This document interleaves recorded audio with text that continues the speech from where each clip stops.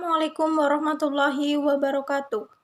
Saya Siti Nurhasana dengan NIM A4102000087 kelas D. Pada kesempatan kali ini saya akan mempresentasikan mengenai tugas berbasis proyek sebagai pengganti ujian akhir semester mata kuliah praktikum penilaian hasil belajar matematika dengan dosen pengampu Bapak Naufal Ishartono. Proyek ini terkait dengan uji validitas dan reliabilitas soal matematika SMA. Untuk yang pertama yaitu mengenai materi yang saya pilih. Jadi di sini saya memilih materi pada matematika wajib kelas 10 semester genap, yaitu materi fungsi komposisi dan fungsi inverse. Nah, di sini saya memilih KD 3.6 dan 4.6.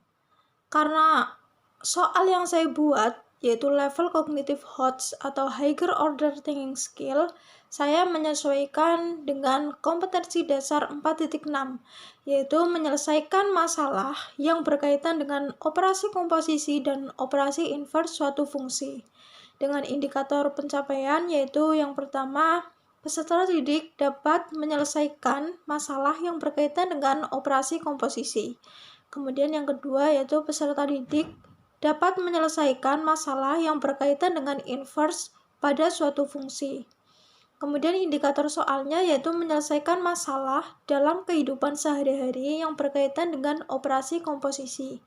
Kemudian yang kedua yaitu menyelesaikan masalah dalam kehidupan sehari-hari yang berkaitan dengan inverse pada suatu fungsi. Untuk materi komposisi yaitu pada soal nomor 1, 2, dan 3 serta 5. Kemudian untuk fungsi inverse yaitu pada soal nomor 4. Sebelum lanjut ke soal yang saya buat, saya akan menyampaikan mengenai ciri-ciri soal HOTS. Yang pertama yaitu soal yang dikembangkan bersifat kompleks, kedua soal yang dikembangkan tidak tergolong soal rutin, yang ketiga yaitu soal yang dikembangkan mengaitkan banyak informasi dari banyak bidang, keempat soal yang dikembangkan memiliki banyak cara penyelesaian, yang kelima soal yang dikembangkan memiliki banyak alternatif solusi, keenam soal yang dikembangkan menuntut siswa untuk berpikir kritis dalam menyelesaikannya. Kemudian yang terakhir yaitu soal yang dikembangkan menuntut siswa untuk berpikir kreatif dalam menyelesaikannya. Selanjutnya saya akan menyampaikan mengenai alasan saya mengapa soal saya ini termasuk ke dalam level cognitive HOTS. Untuk yang nomor 1, sebagaimana yang tertera dalam layar, bahwa soal ini mengapa dikatakan soal HOTS, karena soal ini memiliki banyak cara penyelesaian, sehingga menurut saya ini berkaitan dengan soal HOTS. Untuk yang soal nomor 2, yaitu soal ini menurut saya sesuai dengan ciri-ciri soal HOTS yang telah saya sampaikan sebelumnya, yaitu dikaitkan dengan berbagai bidang. Nah, di sini dikaitkan dengan proses pembuatan yang dilakukan melalui 2 tahap, sehingga soal ini sesuai dengan materi yaitu fungsi komposisi. Kemudian untuk soal yang nomor 3, yaitu berkaitan dengan bidang pemeliharaan ikan lele. Nah, di sini juga dicari atau mencari laba setiap panen jika dipelihara 5.000 ekor ikan lele. Nah, untuk soal yang nomor 4, yaitu soal ini sesuai dengan indikator dan kompetensi dasar yang berkaitan dengan fungsi inverse. Sehingga soal ini sesuai dengan materi yang telah saya pilih, selain juga dikaitkan dengan bidang lain. Kemudian untuk soal nomor 5, selain berkaitan dengan bidang dalam kehidupan, soal ini juga sesuai dengan level cognitive HOTS atau higher order thinking skill, di mana ini memerlukan analisis dalam menyelesaikannya. Sehingga kelima soal saya menurut saya termasuk ke dalam soal HOTS karena yang pertama sesuai dengan indikator dan kompetensi dasar, kemudian sesuai dengan materi, kemudian sesuai dengan ciri-ciri soal HOTS yang telah saya sampaikan. Kemudian saya akan menyampaikan terkait dengan validitas ahli. Pertama, saya meminta bantuan kepada Bu Wahyu Perwirawati dan Ibu Eka Noviatul Hikmah.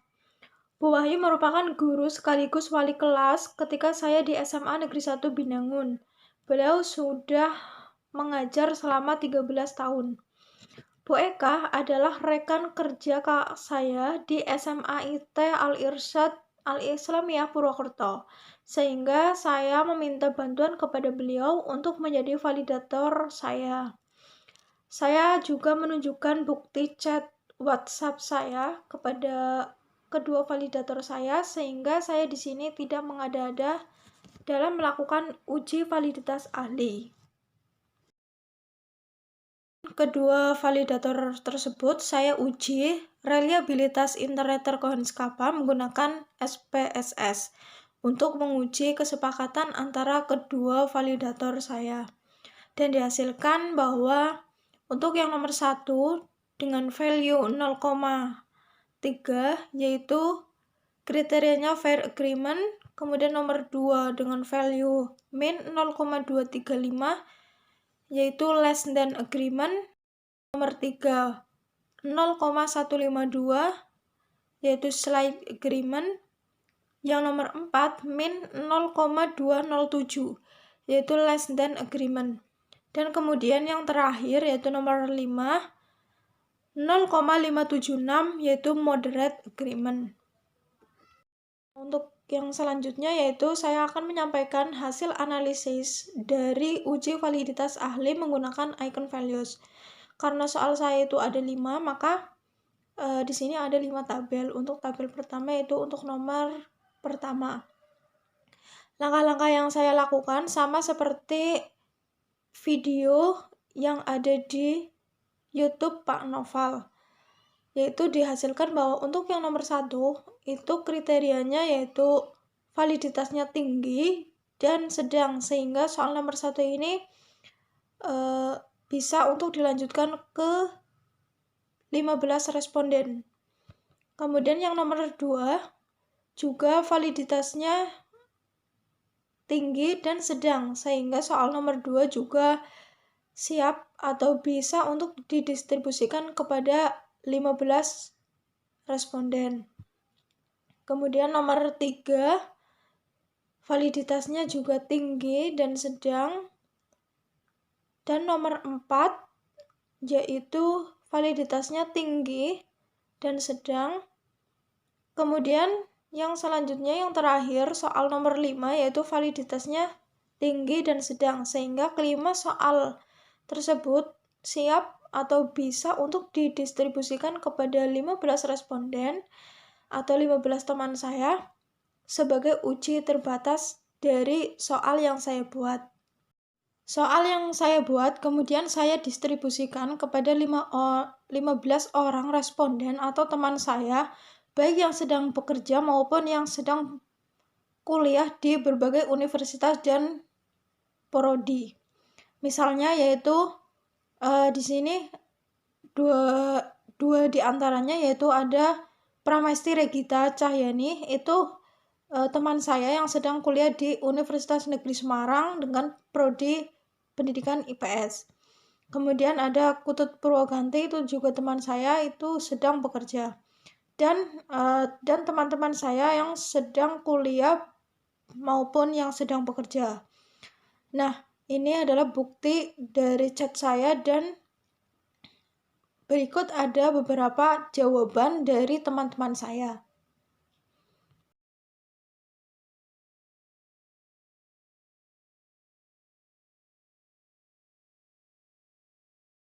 Selanjutnya, hasil dari jawaban ke-15 responden tersebut saya inputkan di Excel yang tertera di layar, kemudian saya analisis. Pertama, saya analisis untuk uji validitas. Karena soal saya adalah soal uraian, maka setiap proses dalam menjawabnya itu ada skor. Sehingga saya itu tidak hanya menilai benar atau salahnya. Oleh karena itu, saya melakukan uji validitas butir soal menggunakan Pearson atau product moment. Langkah-langkahnya itu sama seperti pada video YouTube Pak Naufal. Terlihat bahwa R hitungnya dari setiap soal yang ada di layar, kemudian diperoleh juga R tabelnya yaitu 0,514 karena errornya saya mengambil 0,05 dan degree of freedom-nya 13. Nah, untuk kriterianya soal nomor 1 itu adalah valid, kemudian nomor 2 valid, nomor 3 tidak valid, dan nomor 4 valid, serta nomor 5 tidak valid. Saya juga melakukan analisis menggunakan Anatest. Jadi, skor ke-15 responden tersebut saya inputkan di Anatest sebagaimana yang tertera di layar. Skor tertinggi yaitu Kutut, kemudian yang kedua Taufik, kemudian yang ketiga yaitu Sarah, dan seterusnya.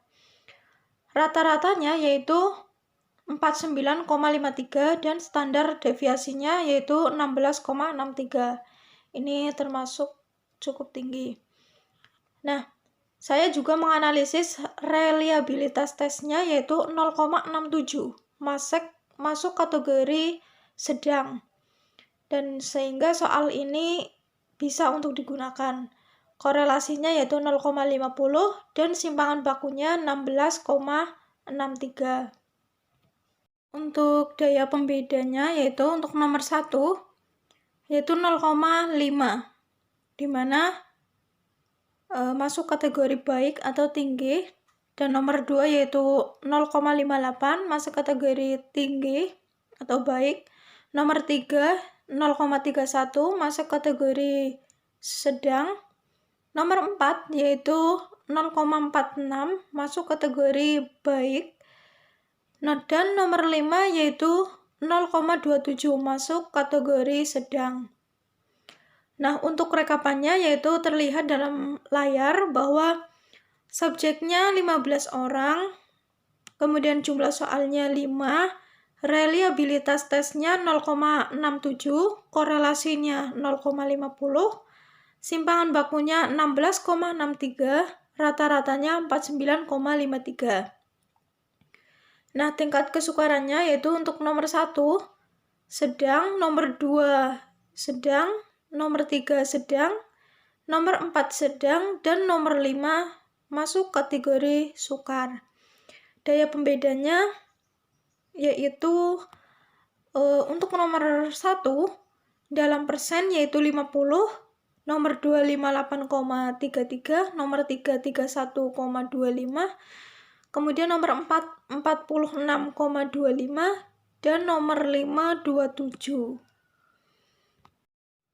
Dapat disimpulkan bahwa dari rangkaian proses mulai dari uji validitas ahli, kemudian uji validitas pengguna, didapatkan bahwa untuk soal nomor 1, 2, 4 adalah valid, sehingga dapat digunakan sebagai instrumen pengukuran pada materi fungsi komposisi dan fungsi inverse. Sedangkan untuk nomor 3 dan nomor 5 tidak valid karena R hitungnya itu kurang dari R tabel. Maka soal ini perlu diganti atau direvisi. Mungkin cukup sekian presentasi dari saya. Apabila ada kesalahan, saya mohon maaf. Wassalamualaikum warahmatullahi wabarakatuh.